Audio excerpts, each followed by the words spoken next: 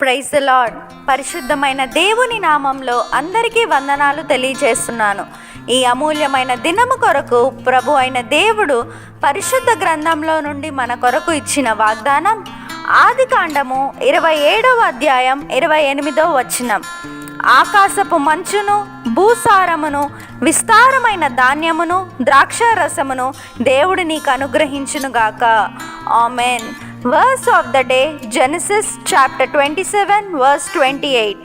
May God give you heaven's dew and earth's richness and abundance of grain and new wine. Amen.